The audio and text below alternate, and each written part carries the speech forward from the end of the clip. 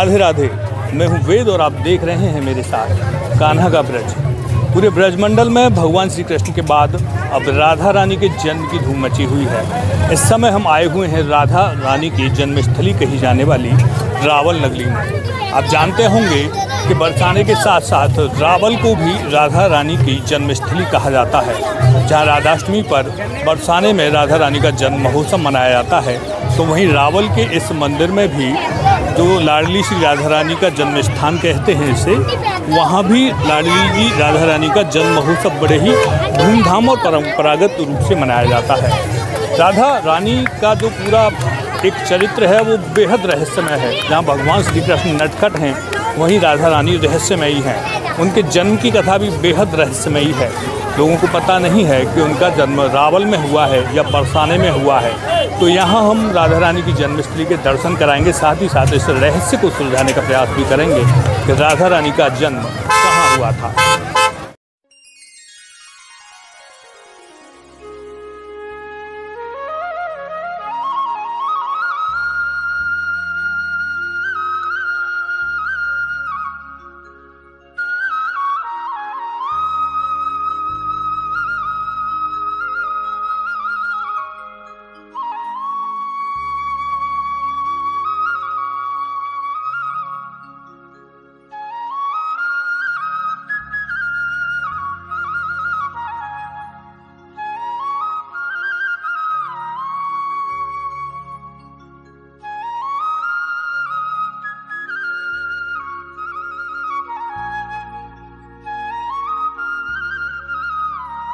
इस समय हम मौजूद हैं राधा रानी के जन्मस्थली कहे जाने वाले रावल गांव में।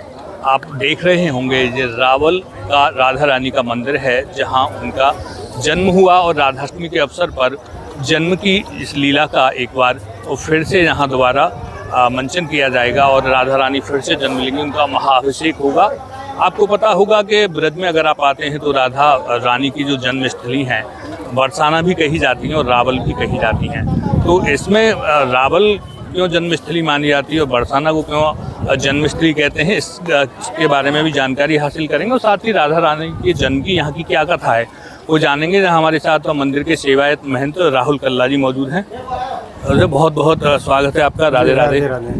ज़रा ये पहले बताइए कि बरसाना में भी कहते हैं कि राधा रानी ने जन्म लिया और यहाँ रावल को भी जन्मस्थली कहा जाता है, तो इसमें कैसे आप कहते हैं कि रावल की जन्मस्थली और लोग कहते हैं बरसाना भी, तो इसमें क्या अंतर है?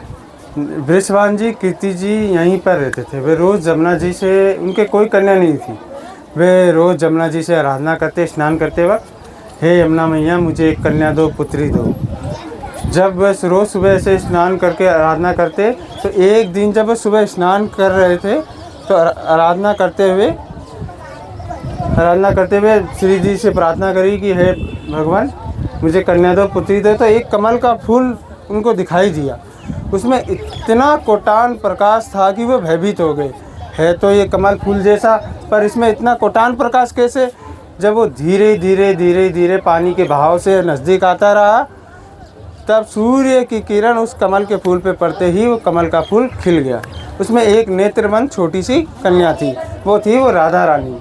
ये तो सब जगह कहलवा दिया कि मेरे यहाँ कन्या का जन्म हुआ है, पर ये किसी को नहीं बतलाया कि वे दोनों आँख से अंधी है।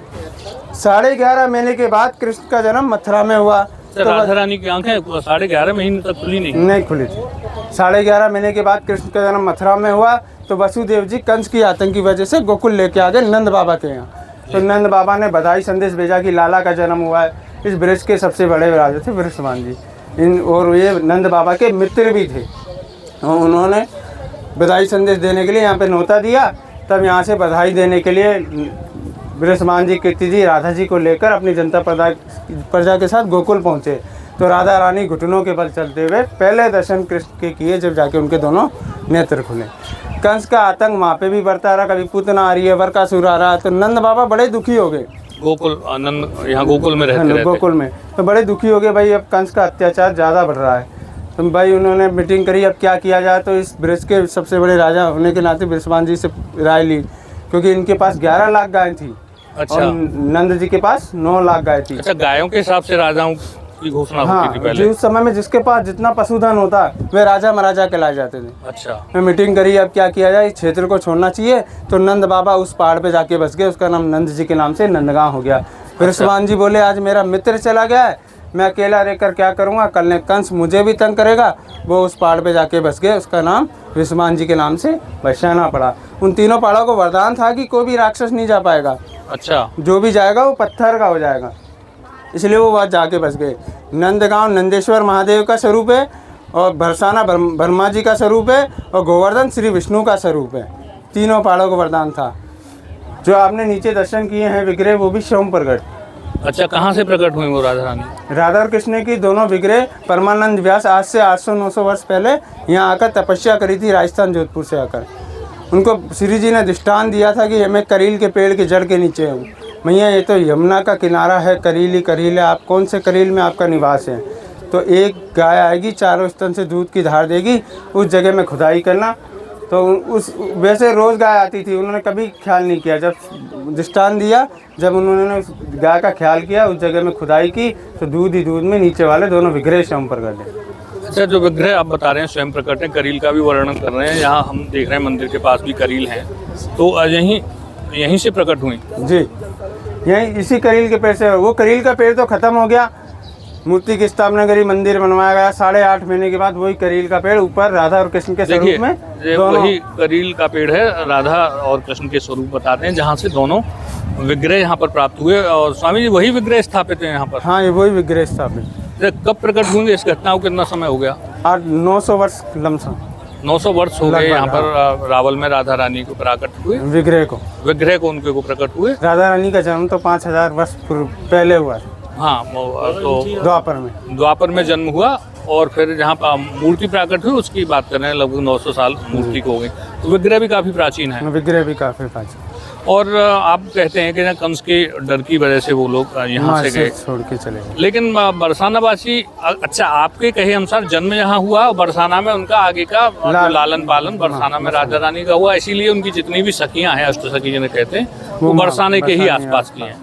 तो फिर अभिषेक वहाँ पे वो जन्म का भी करते हैं, बरसानावासी कहते हैं कि जन्म भी यहीं हुआ था। इसमें क्या आपस में मान्यताएं हैं? अब ये तो वहाँ पे राधा रानी किशोर अवस्था में है, यानी किशोरी जी रूप में है वहाँ। यहाँ राधा रानी बाल स्वरूप में है, लाडली रूप है। माँ श्री किशोरी जी बोला जाता है राधा रानी को। यहाँ बाल स्वरूप सेवा होती है, इसलिए यहाँ लाडली लाल बोला जाता है।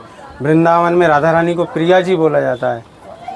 अच्छा, तो महाराज जी जन्म अभिषेक की क्या तैयारी है, कब राधाष्टमी मनाई जा रही है? राधाष्टमी 4 सितंबर को मनाई जा रही है। जन्म की बहुत अच्छे से तैयारी चल रही है। सुबह 4:30 बजे पहले मंगला दर्शन होंगे, और 5 बजे से जन्म के दर्शन है 5:30 बजे तक, और 5:30 बजे से राधा रानी का अभिषेक चालू होगा, जो 6:30 बजे तक होगा। फिर 2 घंटे के लिए मंदिर बंद हो जाएंगे। इस बीच में बधाई चाव जो भी उत्सव चलेंगे। उसके बाद 2 घंटे के बाद 9 बजे श्रृंगार के दर्शन खुल जाएंगे। रात के 9 बजे तक दर्शन खुलेंगे। अच्छा, आप बता रहे हैं तो कल ही राधाष्टमी यहाँ मनाई जानी है, बरसाना में भी कल ही है। पूरे ब्रज में मंदिरों में मनाई जाती है, लेकिन रावल और बरसाना के एक अलग ही महत्व है। तो तैयारियाँ क्या क्या की गई हैं, और क्या लगता है कितने भक्त इस बार राधा रानी के दिव्य दर्शन की अनुभूति पाने यहाँ? इस बार जैसे जैसे अगले साल तो कोरोना की वजह से लोगों में भयभीत था, इसलिए कम लोग आए थे। इस बार लाखों की संख्या में भीड़ होगी, और राधा रानी का 101 किलो दूध दही से पंचामृत से अभिषेक होगा। हमारे साथ राधा रानी रावल में जो मंदिर है, उनके महंत जिनसे हमने बातचीत की, जिन्होंने बताया कि राधा रानी का यहाँ जन्म हुआ, एक दिव्य कमल के फूल में राधा रानी प्रकट हुई, जिन्हें लाकर यहीं उनका लालन पालन हुआ। यहाँ से राक्षसों के डर से जब नंद बाबा गोकुल छोड़कर नंदगाम गए, तो यहाँ से राधा रानी के जो पिताजी हैं वो यहाँ से छोड़कर वो भी बरसाना जा बसे। तो बरसाना में उनका लालन पालन हुआ, बाकी का जीवन बरसाना में राधा रानी का व्यतीत हुआ। लेकिन असली जन्मस्थली स्वामी जी ने जिस तरह से बताया है, रावल को माना गया है। ये विहंगम तस्वीरें राधा रानी की जन्मस्थली बरसाना स्थित उनके भव्य और दिव्य मंदिर की राधाष्टमी की पूर्व संध्या की हैं। आप देख सकते हैं कि मंदिर का जो दृश्य है कितना विहंगम और कितना सुंदर है। अभी आपने रावल स्थित राधा रानी मंदिर के महंत से सुना कि राधा रानी के जन्म की रावल में क्या कहानी है। उन्होंने कहा कि रावल में राधा रानी का जन्म हुआ और बाकी जो उनका लालन पालन हुआ वो बरसाने में हुआ। अब बरसाने में राधा रानी के जन्म के बारे में क्या कथा है, यह जानने के लिए हम आ पहुँचे हैं ब्रजाचार्य पीठ के प्रवक्ता गोस्वामी घनश्याम राज भट्ट महाराज जी के पास। वरिष्ठ पत्रकार व ब्रज रसिक विवेक दत्त मथुरिया जी उनसे इस विषय में बातचीत करेंगे। और एक संशय चलता है बड़ा कि किशोर जी का अवतार रावल में हुआ, कोई कहते हाँ, ये रावल वाली हैं कहानी कोई आ गई। कहता है मुखराई में हुआ, कोई कहता है कहीं हुआ।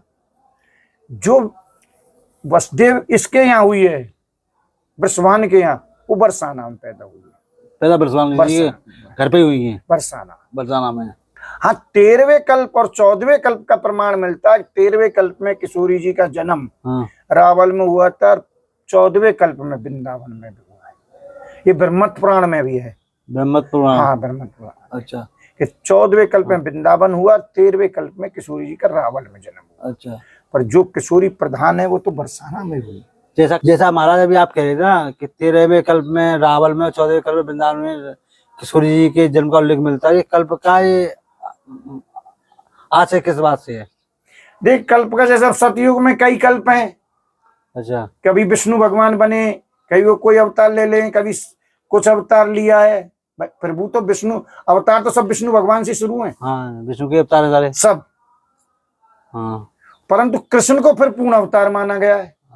कृष्ण को पूर्ण अवतार माना गया है। हाँ। कृष्ण को तो एक कल्प हर युग में किसी में कितने कल्प हैं, किसी में कल्प कितने, ये फिर मैं अगर तुम कहो किसी दिन टाइम निकाल के एक्यूरेट बता दूंगा। ठीक है। 13वां कल्प कब आया और 14वां कल्प कब आया।